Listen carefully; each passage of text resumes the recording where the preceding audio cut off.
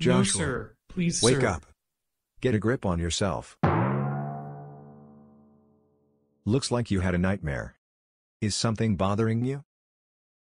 Yeah, I must have dozed off while studying. I have a job interview on Monday. Oh, that's really nice. No, Peter, actually I am really nervous. Especially because my English isn't very strong. I'm afraid I'll stumble over my words. Oh hey. Don't worry. First, relax, take a deep breath. You gotta be confident, and not look like a nervous wreck around interviewers. Actually, I think I have some really nice tips I can share with you that can help you excel in this interview. Oh yeah. I remember. You work in the HR department, right? Yay. You could guide me. Yes, I do. And I would love to help you. Okay. Let's do a practice interview. Pretend that I am your interviewer. Let's start with the most important question that every interviewer asks. Tell me about yourself. Okay. I am Joshua. I study commerce. I work as accountant. And I am hard-working person. I love playing soccer. Oh no buddy. This is the most important question of the interview. So, you need to be very structured and articulate with your answer. When the interviewer asks to introduce yourself, he is not interested in your hobbies, or what you think you are, as a person. What he is really looking for, is just one thing, and that is, what value do you bring to the table? Ah. I see. But Peter, what points should I mention in the introduction? And how do I structure my answer properly? Excellent question. The best place to look for key points is actually your resume. You need to talk about your most recent duties and your biggest achievements, your past achievements, and what skills do you bring to the table.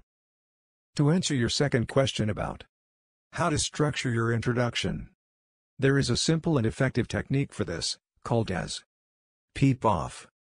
Peep off stands for present, past, and future. Start your introduction by explaining, what are you doing at present? Followed by, what have you done, or achieved, in the past? And finally, you can conclude with what you look forward to do in the future. Note, you can also skip the future part, since present and past achievements are actually the most important. Let's look at an example. Tell me about yourself. Sure, my name is Eric, and I work as a senior accountant with Hathaway Associates. I lead the financial operations at Hathaway. I have successfully led accounting for 2 major Hathaway clients within 9 months. In the past, I have worked with Robert Cook in their finance wing and drove various projects to completion. I was promoted twice there for my good work. Additionally, I have excellent skills in accounting, bookkeeping, record keeping and finance consolidation. I am excited about this new role, and I look forward to utilizing my skills and experience to deliver great results in the future. Whoa. Those were some pretty mind-blowing tips. But Peter, what if I don't understand what the interviewer says? My listening skills are still very weak. That's a common concern. Come, take a walk with me. And I said, hold your horses. I went cold turkey on it last year. Dude. You let the cat out of the bag first. You see, Josh? Listening happens every day. You need to keep your ears always open. But since you have your interview just next week and have less time, I would suggest the following.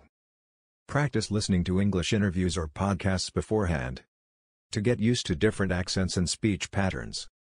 And if you don't understand any question, don't be afraid to ask for clarification. It shows that you're engaged and are willing to learn. Sounds good. I sometimes also fear. What if my mind goes completely blank during the interview? Or what if I don't find the right words to speak? Aha! The deer and headlight situation. It's quite common, But don't worry, here's a neat technique. Jot down common interview questions, and practice your answers. It's like having a cheat sheet to guide you through your preparation. Oh yeah. Writing down my answers sounds like a nice strategy.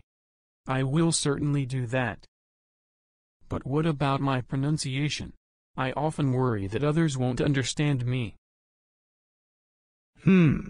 Pronunciations can be tricky. But there are ways to improve it. Try recording yourself, and compare it to native speakers, or online resources. Pay attention to specific sounds you find challenging. And practice them repeatedly.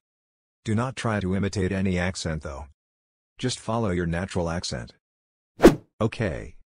Now let's go back to Eric's interview, and see how he answers the most common questions like, what are your strengths and weaknesses? A difficult challenge you faced. Why join us, etc. Eric, you seem to have a lot of experience and a pretty good track record. Why do you want to leave your job then?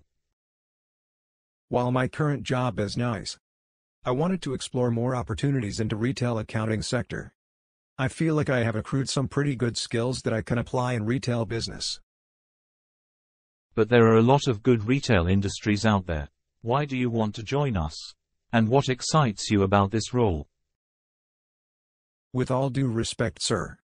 Your company is a small-scale firm, but it is growing rapidly, and the company's products are promising. I enjoy working with small and growing companies.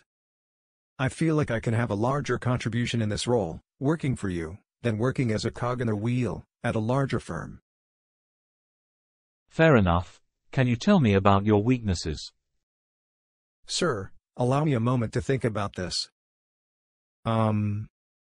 Okay, yeah. One of my biggest weaknesses is I sometimes take up too much work. And end up doing someone else's work as well, while trying to help them. Okay. And how are you overcoming your weakness? Sir, I have started using better strategies for my time and work management. Moreover, I now also stand firm on work division, when I help my colleagues. Sounds good. Did you ever have an argument or conflict with your boss? How did you handle it? Yes, I once had a disagreement with my boss about the direction of a project. To handle this situation, I scheduled a one-on-one meeting with him to discuss our perspectives. By actively listening, and sharing my thoughts respectfully, we were able to find a common ground, and adjust the project plan to include both our ideas. Impressive. Yep, that's the way I would like to handle disagreements, communication. Good job. Okay, now, can you tell me a time when you faced a difficult challenge? And how did you solve it? Sure. In my previous role, I had encountered a challenging situation when my company got audited.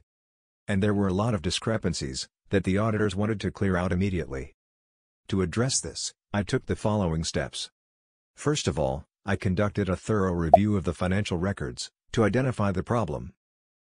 Furthermore, I collaborated closely with members from finance to remediate the discrepancies.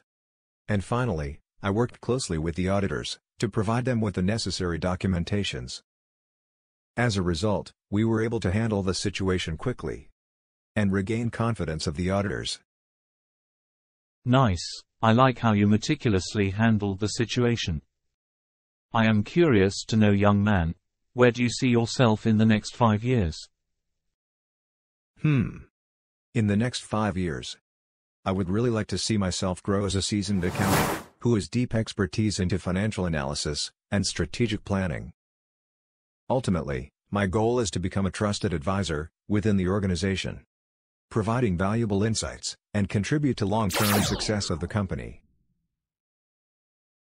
Excellent. I am very impressed with all the answers you provided, Eric.